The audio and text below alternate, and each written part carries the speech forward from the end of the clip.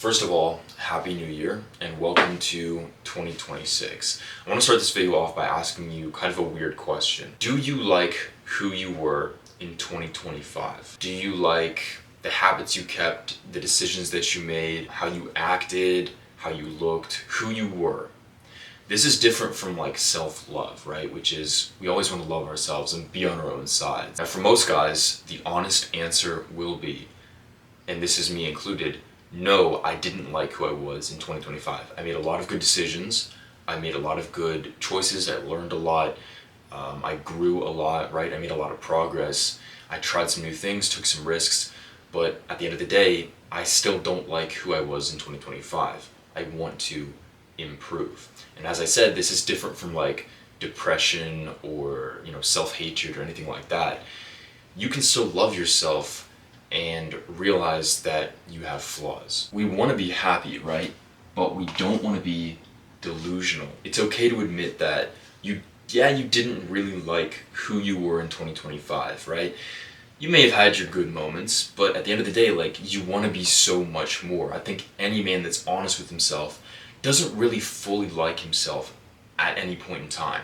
We always know there are things to improve about ourselves, there are things we could have done better, and there are just harder decisions that we have to make. And so I want to use that, and I want you to use that as motivation going into 2026, right? The truth is, and if you kind of search within yourself, you will know this. If you really wanted to, if you just pulled the trigger, you can become unrecognizable in a year, in probably less time. Honestly, a year is a lot of time. It's very, very generous. Far greater things have happened in a year than someone changing his entire identity. The honest truth is that the time is going to pass anyways, right?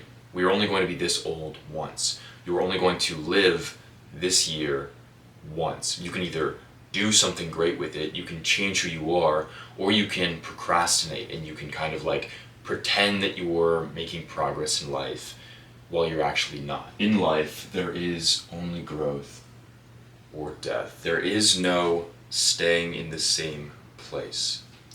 And you might know this from experience, right? If you think back to times in your life where you were making improvements, you were making progress, you were doing something great, right? You were increasing the amount of money you made, you were getting stronger in the gym, anything like that, right? You were improving something about your life, you were growing.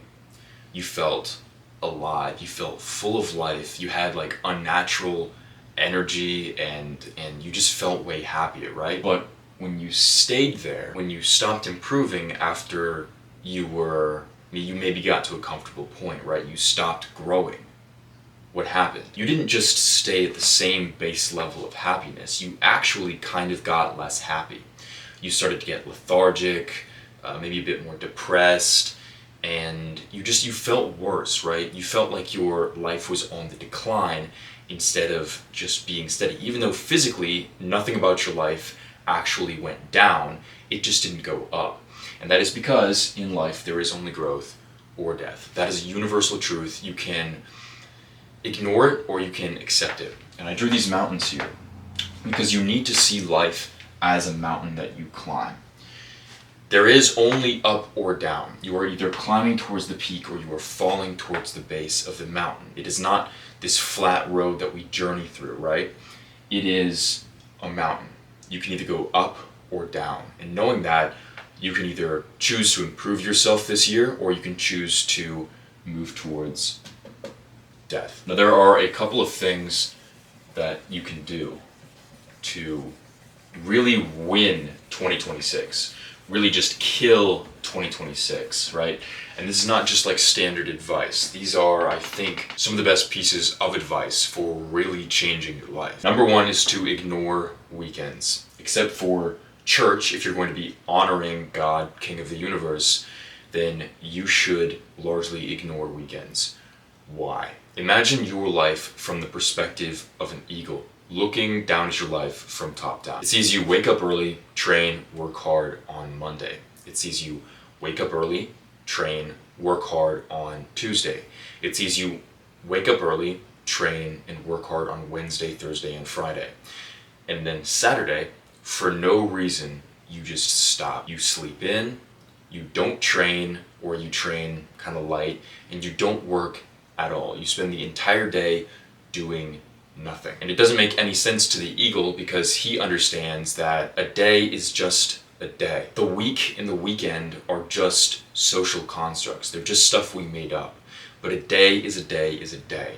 Now, what's so bad about having a weekend, right? What's so bad about just resting for a few days? A lot. Mainly, any of the habits that you were building up over the week get completely interrupted. Consistency is extremely important when you're building your life out the way you want it, right? Imagine like your sleep schedule. If you're trying to wake up the same every single day, what happens if one of the days you just decide to wake up later? Neuroplasticity, which is the mechanism in your brain that trains up habit building, right? So it gets you more and more used to doing a habit, and so that becomes automatic. And that's a feedback loop that really gets you attached to a routine of good habits. Neuroplasticity also works the other way, which means if you do something bad or you don't do a good habit, it trains you to not do the good habit. Does that sound good to you? Because it doesn't sound good to me. So we have the entire week right here, and you decide I'm going to work hard on Monday, Tuesday, Wednesday, Thursday, and Friday. And these days, your brain is training you to do the good habits. So you wake up early, you go to the gym, and you work out hard. You do your work, right? So you start making progress. And then you keep doing that until Saturday. And what happens on Saturday? Well, you don't do the good stuff. You take, a weekend. I'm relaxing for the weekend. And guess what? Your brain actually trains you the other way. So all of this progress, if you, let's say, had 5 days of neuroplasticity working for you, right, your routine going in the right direction, Saturday just took you back another day. And so you're, I don't know, like there or something like that.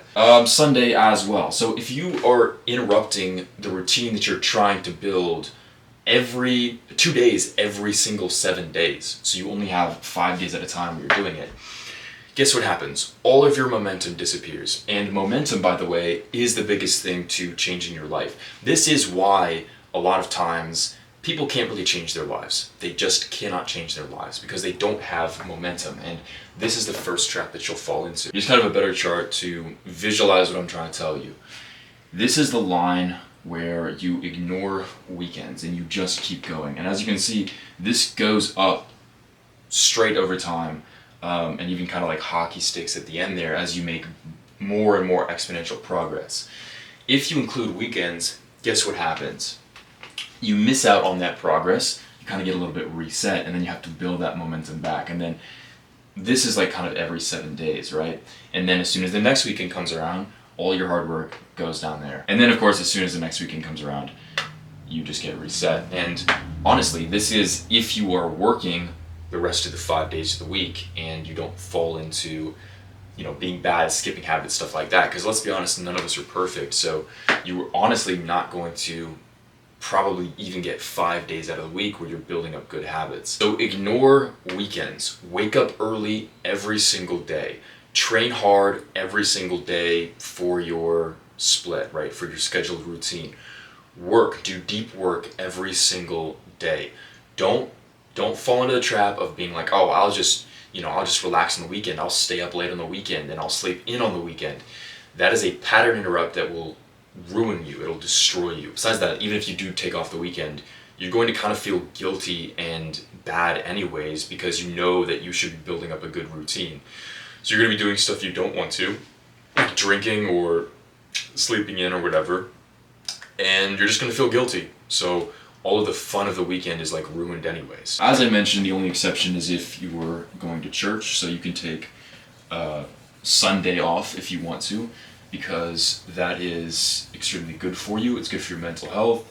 And, if you've got the king of the universe on your side, then you're probably going to have a better life anyways. Number 2 is, of course, intense physical training, at least 5 days per week. I recommend 6, if not daily. I'm just going to be honest with you because I know most people. You need to train harder than you are right now. And that's just the truth. That's from my experience being in the gym and then thinking I've been working out as hard as I could and realizing I actually haven't been, and also just from like knowing other people, thinking they're working out as hard as they need to, and they don't understand that's why they have kind of like a shit physique. They just aren't that strong. If you lock in your physical training for all of 2026, imagine how much better your physique is going to be. Imagine how much more attractive it's going to be to your future wife. Imagine how much more like impressive in the gym it's going to be. Now, this is where I'm going to lose a lot of the guys who just want to hear me like talk about some philosophical shit, and they don't actually have anything in them to like change. So, if you're one of those guys, if you're a little bitch, then you can click off, that's fine. If you're not, then stick around, because this is the good part. Achieve failure every single set and progressive overload every workout. Now, these are two things that I've noticed that people that are in kind of the professional lifting space, or like take it seriously, or even like compete, do. But average people, it just never kind of enters their mind, right? First of all, achieve failure every set. Now, why would we do this? For the average normal person, you might think, wait, that seems like it's a bit too much. That seems like it's overtraining. I promise you, it's not. When you do this, you guarantee hypertrophy every single exercise. I don't think a lot of guys realize just how big of a deal that is. For most people, when they go to the gym, the reason that the muscle they're working isn't actually growing, the reason that they plateau and stuff like that, is because they actually aren't triggering hypertrophy, which just means muscle mass growth, at all. You can go to the gym, you can pick up a weight that feels kind of heavy, you can do your set number of reps and put it down, and your muscles can kind of burn. But that doesn't necessarily mean that you're pushing your muscle so hard that it's forcing it to adapt. If you do this, imagine an entire year of you knowing for a fact that you triggered hypertrophy in every single exercise that you did. It's very simple. It's just go as hard as you possibly can, continue until you can't anymore. It will feel harder and more exhausting, but it's definitely worth it. I've seen so much progress from going until failure. Those last few reps, it feels like that's where the most growth is unlocked. And for the guys that still think, oh, this is overtraining, like I'm just gonna get burnout, over fatigued, and then I'm not gonna be able to improve anymore. Understand this, there's no such thing as overtraining really.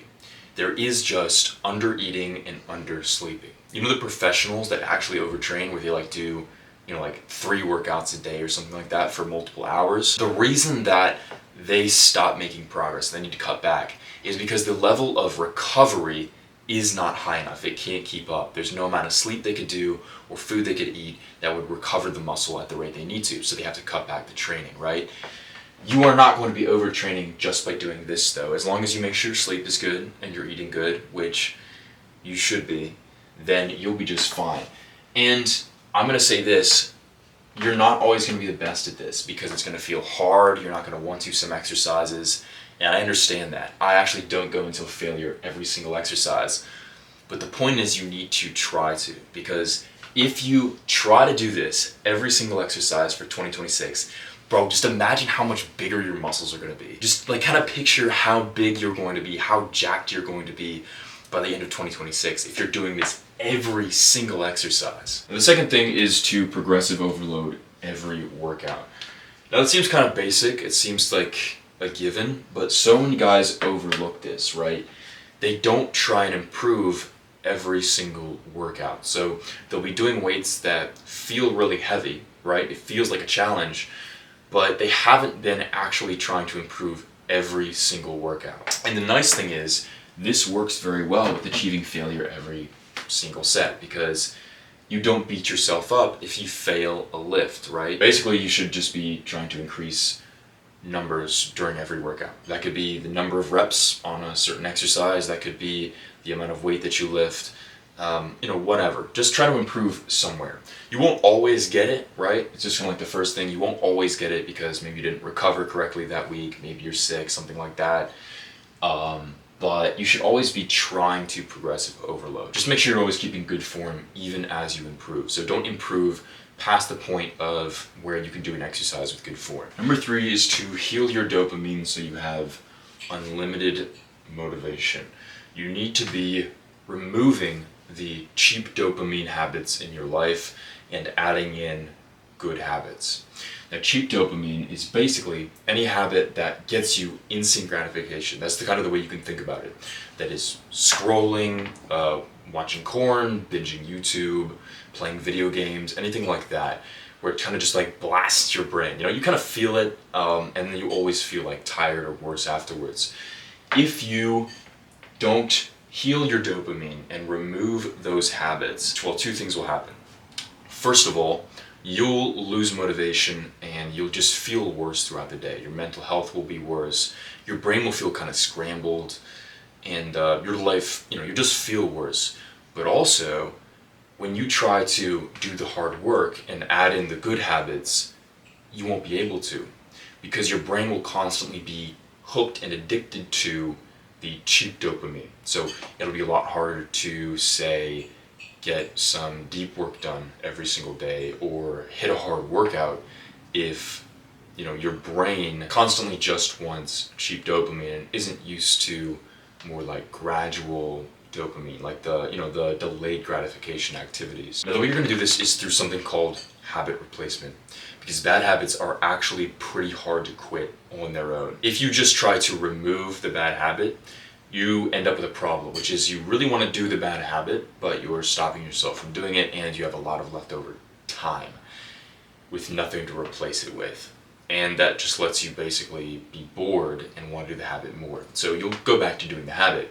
So instead of just trying to quit like cold turkey or whatever, or try and like wean off from the habit, we're going to replace it with something better. It's going to be a dopamine activity, but it's going to be something that is delayed gratification, a bit more actually like rewarding, kind of like real life dopamine, if that makes sense. So instead of scrolling, you can replace that with reading. Instead of watching porn, you can go on walks outdoors. Instead of playing video games, you can plan something social with your friends, right? So you can kind of have that camaraderie, that companionship that you get from playing whatever game, like a multiplayer game with your friends, but you're actually in real life doing something social. So through habit replacement, you can actually break your bad habits and replace them with something good. And as I mentioned before, consistency is super important. So just try and do it as often as possible. Do it as many days in a row as you can to train up your brain. It doesn't have to be perfect, but momentum is everything. Now, if you do this in 2026, just imagine how much more impressive as a man you'll be. If you quit all this stuff that was draining your life force, draining your energy, scrambling your brain, making you less present, and you do these things that are actually good for you, right? So you read a book, right? You learn, or you read some like good fiction. If you go on walks, you get your sunlight, right? You get outdoors. If you plan something social, imagine how much your social life will flourish if every time you have the urge to play video games on like a Friday night, instead you plan something with your friends or something like that, right? Or you just like go outside and you start talking to random people at a coffee shop. Imagine if you do that in 2026, if you stick to that, imagine how much your life will improve. Imagine how much more impressive you'll be to everyone around you. By the way, if you are interested in getting an aesthetic physique and you're serious about it and you're willing to invest in yourself, the top link in the description is my full program for building an aesthetic V-taper. I basically take you through all of the information that I know, that I've learned over the years and years of being in the gym. It's just like several hours that I put together of me teaching you like value and information. So if you're interested in that, pause the video, go click the link and just watch the video attached to that page to learn more about it. But regardless, point number 4 is to diet for December 2026. So imagine how unrecognizable you would look if you dieted for 12 months out, if you dieted for all of 2026. So in 2025, early 2025, I wanted to hit a goal weight which was 180 pounds lean, which had been my goal weight from the very start of my fitness journey. I always wanted to bulk up and weigh 180 pounds lean. And because I took it seriously, I did some more research and I kind of implemented a protocol, I was able to hit 180 pounds lean, and it was the most impressive things that I'd done that year. You should definitely make this a goal for 2026. this is one of the best ways to change your appearance. Exercise is great because it helps you to build muscle mass, but it's not enough on its own because diet really is what helps you to get bigger or get leaner. There's a lot of dieting information online, but I like to keep it pretty simple because I think all of the best advice is normally just a simple approach to it. Eat like the man you want to look like. So imagine your dream physique. Imagine you, but you that has the perfect body. What kind of stuff does he eat? He probably eats more, likely, if you're small. He probably eats healthier foods if you're fat. But basically just eat like the man you want to look like, and your body will reflect your diet. Now, you might be saying, well, I want to look lean for summer 2026, and then I want to bulk up over winter 2026, right? I want to look cut for the summer, and then I can bulk in the winter. Forget all that shit, bro. A month is a month is a month. It doesn't fucking matter. All that matters is your end goal. Don't worry about being super lean, like cutting down in the summer, and then, then I can bulk up in the winter. It'll be better for your goal if you just have a continuous arc from this month to December. Now, what that'll probably mean is, let's say if you're skinny fat, that means you bulk up for most of the year and then you cut down probably closer to the end. Or if you're maybe a bit too fat right now, you go on a cut, and then once you can kind of see your abs, then you begin a serious bulk to try and gain size, because size really is, like, being bigger physically really is one of the best things that you could ever do for your physique, right? Even if you're kind of lean and muscly, if you're victim weight, it still isn't respectable. And if you're kind of caught up with like, oh, but I really want to look lean for summer, I want to look good for summer, I want to look good for the beach. Stop acting like a girl, okay? That's what I'm going to tell you. You just need to hear this. Stop acting like a girl. Girls are obsessed with their weight and, do I look skinny enough? You're a man. Focus on the end goal. The last point, but definitely the most important one, you need to make 2026 a year of learning. This year, be a serious student of life. Learning is by far the best way to improve. You should commit to just making this year one where you just read a fuck ton, research a fuck ton, learn so much about the goals that you want to achieve, the niches that you want to excel in. Not only is it fun as fuck, but it also literally expands your universe. The reason that I was able to hit 180 pounds was because I learned a protocol from a book that I bought early on in the year. And since then, I've always used that protocol for bulking. But it just literally expands, like, your brain. You know new things, new ways to achieve your goals. You even start kind of like getting smarter and having different or new ideas, almost like you're kind of becoming an amalgamation of all of the authors that you read. Learning is just so important. We are always students of life, whether we like it or not anyways, so you might as well embrace that and be a good student of life instead of a bad student of life. Imagine how much more impressive and like knowledgeable and learned you would be if you read, I don't know, like 25 books over the next year, 30 books over the next year, right? If you really committed to always reading every single day, imagine how much more you could learn. Imagine how much more advanced you could be compared to where you are right now. Also, implement what you learn. Imagine if you implemented at least just one thing from every single book that you read, if not more. And you end up just like trying out a bunch of different pieces of advice that are kind of like weird and unique, but you like the way they sounded, or a bunch of protocols that, are actually like super effective, but they haven't hit the mainstream, YouTube yet. Imagine how much progress you could make over the year, right? If you spent the entire year committed to being a good student of life and learning, imagine where you could be. Anyways, if you like this video, then there's something you can do, which is a win-win for both of us, which is to scroll down and click the subscribe button. I win because I get a new subscriber, you win because anytime I have a new insight, learn something new, try something new, I can make a video like this one and directly give you value. But yeah, thank you so much for watching. Basically this year, be better than all the normies. Goodbye.